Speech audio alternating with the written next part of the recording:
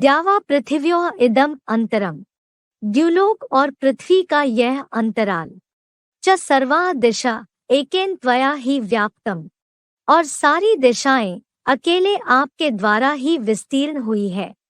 तव इदम अद्भुतम उग्रम रूपम दृष्ट्वा, आपका यह अद्भुत भयंकर रूप देखकर, महात्मन लोकत्रयम प्रव्यथितम, हे महात्मन, तीनों लोकों अत्यंत कांप रहे हैं। द्यावा पृथिव्योः इदम अंतरम च सर्वा दिशा एकेन त्वया ही व्याप्तम तव इदम अद्भुतम उग्रम रूपम दृष्ट्वा महात्मन लोकत्रयम प्रव्यथितम।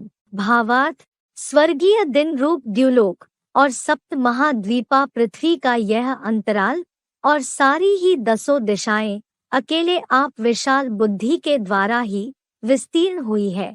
आप महाकाल का यह अद्भुत भयंकर कल्पांतकारी महाविनाशक बम्बों भूकंपों की आग बरसाता रूप देखकर, हे महात्मन, सुख दुख शांतिधाम तीनों लोकों के प्राणी अंतःकरण में भय से अत्यंत कांप रहे हैं। आकाश को सबसे ऊंचा कहते हैं। हाँ, आकाश को ऊंचा कहते हैं, द्युलोक, और पृथ्वी को सबसे नीचा कहते हैं। द्यावा पृथ्वी, इनका जोड़ी है। द्यावा माने पिता, पृथ्वी माने नीचे, माँ। माँ है आधार, आकाश है पिता। पृथ्वी पर ही 4 अवस्थाएं होती हैं। पृथ्वी ही 4 अवस्थाओं से पसार होती है। दुनिया की हर चीज पृथ्वी में 4 अवस्थाओं से पसार होती है। सतो प्रधान, सतो सामान्य, रजो और तमो।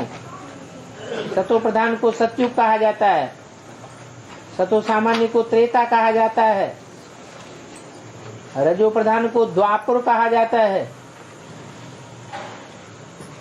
तमो प्रधान को कलयुग कहा जाता है।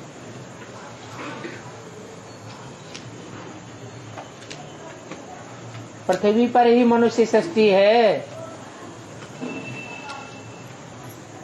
यही देवलोक होता है जब सत्व प्रधानता होती है, और जब तमो प्रधानता बढ़ती है तो यही मनुष्य लोग राक्षस लोग बन जाता है। बाकी आकाश में कोई स्वर्ग नहीं है, पाताल में कोई नरक नहीं है। पाताल माने नीचे की स्टेज, मानवीय बुद्धि की। आकाश माने ऊंची स्टेज, मानवीय बुद्धि की। अरे स्वर्ग तो सिर्फ भारत में होता है, छोटा स्थान होता है स्वर्ग में। क्यों? बहुत बड़ा जमीन होती है, जमीन का घेरा, जमीन की विशालता छोटी होती है। और नरक में देखो, वो पृथ्वी 7 भागों में बट जाती है, 7 महाद्वीप बन जाते हैं। एशिया देखो कितना बड़ा महाद्वीप, फिर ये अमेरिका देखो, ऑस्ट्रेलिया देखो, है अफ्रीका देखो। हीरो पार्टदारी तो वही कहा जाएगा जो रंगमंच पर 4 सीन में रहे। हीरो किसे कहा जाता है? एक सीन में पार्ट बजाए, बाकी 3-4 सीन में पार्टी न बजाए तो उसे हीरो कहेंगे? नहीं। तो जिस तन में प्रवेश करते उसको आप समान बनाते। तो उसके लिए बोला ऊंचे ते ऊंचा भगवंत, लेकिन ऊंचे ते ऊंचा तब जब मैं उसमें प्रवेश करके मुकर्रर रूप से है पार्ट बजाता। और कहा जाता है उनको क्रिएटर, रचयिता। क्या क्रिएट करते हैं, क्या रचना रचते हैं, है? अरे जैसा रचयिता होगा वैसी रचना रचेगा। हाथी होगा तो हाथी की रचना रचेगा, है? चींटी होगी तो चींटी की रचना रचेगा। ऐसे थोड़े कि चींटी हाथी पैदा कर देगा, करेगा? नहीं। तो बताया क्रिएटर मना काहे का क्रिएटर? इस दुनिया का क्रिएटर। कौन सी दुनिया? जिसमें नई दुनिया भी होती है समाई हुई स्वर्ग की दुनिया, और वो फिर पुरानी बनती है तो दुखदाई नरक की दुनिया बनती है। दोनों प्रकार की दुनिया का क्रिएटर है एक ही है, बताया ना है? मैं स्वर्ग का रचयिता हूं है, तो क्या नरक का रचयिता नहीं हूं क्या? स्वर्ग की दुनिया मेरी है तो नरक की दुनिया मेरी नहीं है क्या? है? किसने कहा? सुप्रीम सोल ने कहा, या जिसमें प्रवेश करते हैं मुकर्रर रूप से उस तनधारी के कहने की बात है। हाँ, मुकर्रर रथधारी के कहने की बात है, जिसको कहते हैं प्रजापिता ब्रह्मा, सारी प्रजा का पिता, माता नहीं पिता। हाँ, बीज डालने वाला। दुनिया में मुख्य धर्म कितने हैं?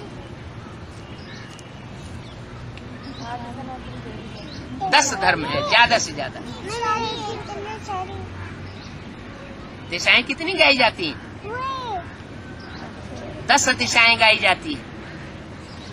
10 दिशाओं में दुनिया कितनी दिशाओं में फैली हुई है? 10 दिशाएं मालूम है?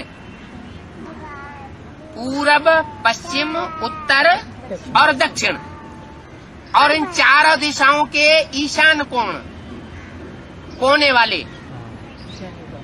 वाली जो दिशाएं हैं वो भी दिशाएं हैं। तो 8 धर्म और 8 दिशाएं इस पृथ्वी पर फैली हुई है चारों ओर, है ना? और ऊपर और नीचे ये भी 2 दिशाएं हैं। ग्रेट ग्रेट ग्रैंडफादर कौन हुआ? प्रजापिता। सिर्फ प्रजापिता या प्रजापिता ब्रह्मा? क्योंकि आदि ब्रह्मा भी तो कोई होगा, है? तो आदि माना जिसमें पहले प्रवेश करके ज्ञान का रहस्य सुनाया जाए, और जिससे पहले इस नई सृष्टि के रहस्य का ज्ञान कभी किसी ने न सुनाया हो। इब्राहिम, बुद्ध, क्राइस्ट, गुरु नानक, ये बड़े बड़े धर्म पिताएं तो आए, फादर तो आए, सब धर्मों के ग्रेट फादर्स आए, लेकिन उनको ग्रेट ग्रेट ग्रैंडफादर नहीं कहेंगे। लेकिन वो सब धर्म पिताएं जिसको अपना ग्रेट ग्रेट ग्रैंडफादर मानते हैं, क्योंकि हर धर्म में ग्रेट ग्रेट ग्रैंडफादर की मान्यता भी है। किस रूप में? क्रिश्चियन लोग उसको क्या कहते हैं? एडम कहते हैं। मुसलमान क्या कहते हैं? आदम कहते हैं। हिंदुओं में क्या कहते हैं? आदिदेव। तुम आदिदेव है, पुरुष है, पुराण है, शंकर जी के लिए। जो ज्ञान का मनन चिंतन है वो 84 जन्मों से कनेक्टेड है। जो आत्मा जितने जास्ती जन्म लेने वाली होगी, जितना लंबा ऑलराउंड पार्ट बजाने वाली होगी, उसका उतना ही ज्यादा मनन चिंतन मंथन चलेगा। दूसरे शब्दों में उसका सबसे जास्ती बड़ा चक्र उसी का घूमेगा। कौन सा चक्र? स्वदर्शन चक्र। और ये सुदर्शन चक्र जिसका जास्ती घूमेगा, वो आत्मा दुनिया की विशाल बुद्धि आत्मा गिनी जाएगी, या जो डल बुद्धि रहेंगे वो श्रेष्ठ आत्मा गिनी जाएगी। दुनिया का परिवर्तन कौन करेंगे? विशाल बुद्धि करेंगे।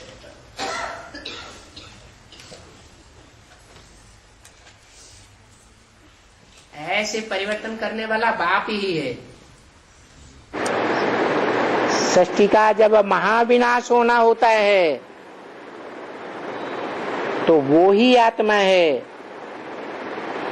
जो बड़े से बड़ी विषैली बन जाती है और सारे संसार का विनाश का निमित्त बनती है। कौन? शंकर। वो रसिया के एटम बम बनाने वाले देह अहंकारी वैज्ञानिक नहीं, वो तो बनाते हैं लेकिन उनको फोड़ने की ताकत उनके अंदर हिम्मत ही नहीं। लेकिन ऐसी आत्माओं में भी प्रवेश करके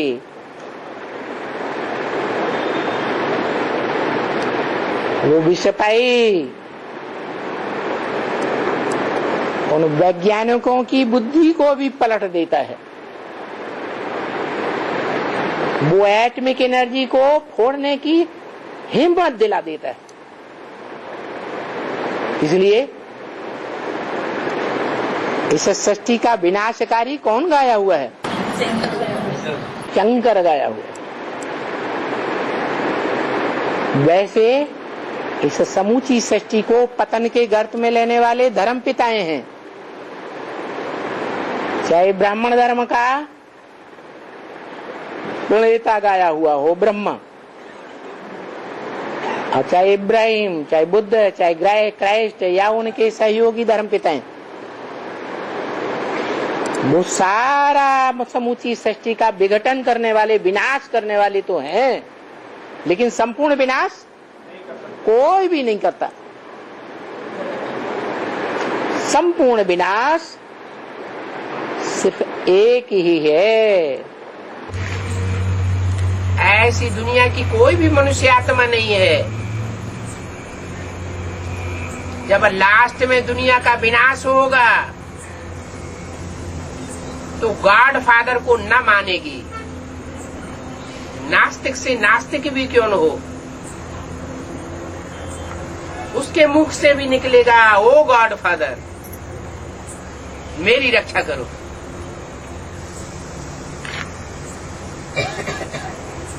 वो बेहद का फादर है। इब्राहिम, बुद्ध, क्राइस्ट, गुरु नानक, ये महान धर्म पिताएं तो हैं, लेकिन बेहद के बाप नहीं है। क्राइस्ट को फॉलो करने वाले 100-150 करोड़ से भी ऊपर है दुनिया में, वो भी बेहद का बाप नहीं है। बेहद का बाप उसे कहा जाता है जिसकी कोई हद न हो। सारी मनुष्य सृष्टि उसको मानने के लिए तैयार हो जाए, बाध्य हो जाए।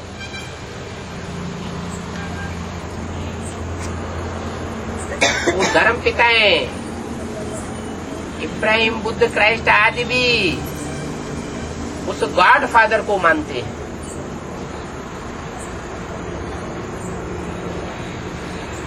कोई भी धर्म पिता ने अपने को भगवान नहीं कहा है।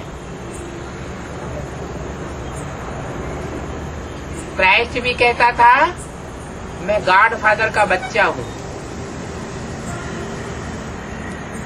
गुरु नानक ने भी ऊपर को उंगली उठाई है, एक ओंकार सदगुरु अकाल मूर्त। माना वो भी अपन को सदगुरु नहीं कहते थे, उनके फॉलोअर्स ने उनको सदगुरु कहना शुरू कर दिया।